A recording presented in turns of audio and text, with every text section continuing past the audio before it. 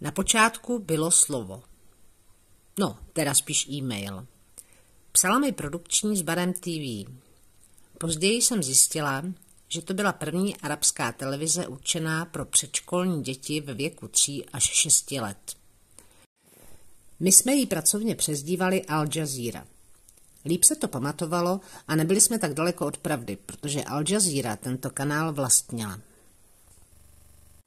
V e-mailu bylo kromě toho, že se jim líbí naše loutky, napsáno, zda bychom byli ochotni vyrobit i nějaké pro jejich 30dílný televizní seriál.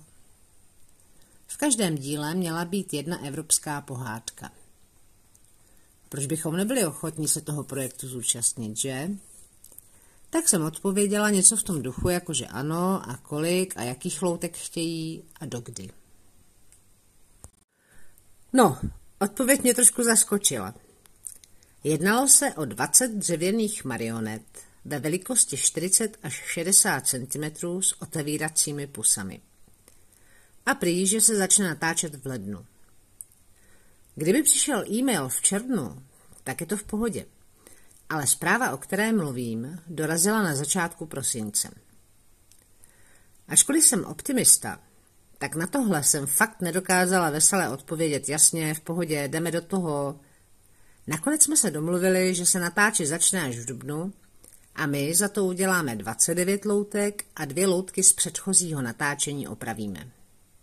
Tak to už by se celkem dalo.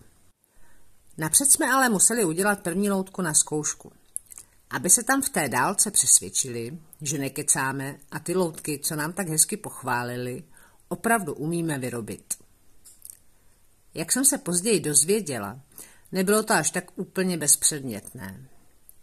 Loutky z předchozí sezóny byly dělané tím způsobem, že produkce oslovila jednoho člověka a chtěla po něm, aby loutky vyrobil v tom smrtelném čase, jaký byl zpočátku nabídnut nám. Ten na to tenkrát přistoupil a loutky podle toho vypadaly. Naprosto to ale chápu, protože pod takovým tlakem se to líp udělat fakt nemohlo.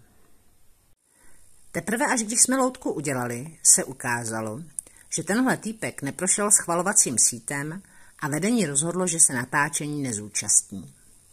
Později z něho vznikl důstojný bankéř a šel jinam do světa. Želva prošla schvalovacím procesem a tak jsme vyrobili ji. Kromě toho, aby vypadala želva tak, jak byla nakreslená, byl požadavek, aby byla zavěšena na 4metrových provazech. Ano, 4 metry dlouhých. Díky tomu jsem zjistila, že strop v mé dílně je vysoký jen 3,60 m. A sakra, jak ji teda navěsit? Vyrazila jsem se želvou ven z bytu na schodiště, kde jsem ji spustila mezi schody do dolního patra a běhala nahoru a dolů a zase nahoru a zase dolů, než byla loutka patřičně zavěšena na všech 10 provazech. Pak jsme ji pečlivě zabalili a poslali do Kataru, aby teprve tam mohli všechny ty dlouhé nítě správně pomotat. To mi produkční přiznala, až když už jsem byla v Dohá. Hlavní ale bylo, že jsme dostali požehnání a mohli se pustit do výroby zbývajících 29 loutek. To by znělo hezky, kdyby v ten moment už nebyl konec února a my se mezi tím nedohodli, že 6. dubna odletím do Kataru, abych se zúčastnila natáčení. Nové designy loutek dorazily v půlce března společně s loutkami z předchozí sezóny na opravu. A byli jsme v podstatě na tom samém, jako to bylo v prosincovém e-mailu. Do natáčení nezbýval ani měsíc.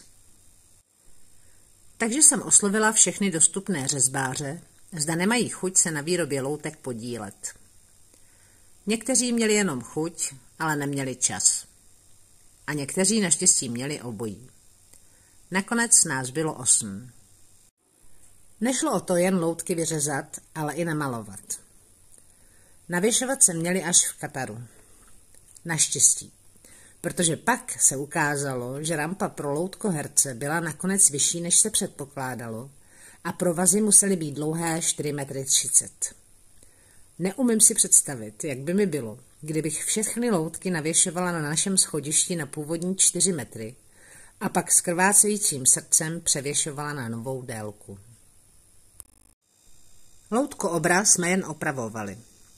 Nebylo třeba ho řezat celého znovu, ale bylo nutné ho odlehčit. Byl totiž tak těžký, že se s ním v podstatě nedalo hrát. Adam ho tedy rozřezal a vydlabal. Pak ho zase pospojoval, znovu jsme ho namalovali a už se mohl tenhle krasavec těšit na návrat zpátky domů. Ptáčka jsem jen celého obrousila, aby nebyly vidět stopy po pásovce, a dala mu nový nátěr a moje 9letá dcera se do něj vášnivě zamilovala. 6. dubna jsem sebou do Kataru odvážila asi 1/3 loutek. Krokodýla, který netušil, jaký osud ho v Kataru čeká. My také ne. Je to delší příběh a povím vám o tom v jednom z příštích pokračování. Tady je nám všem ještě veselo.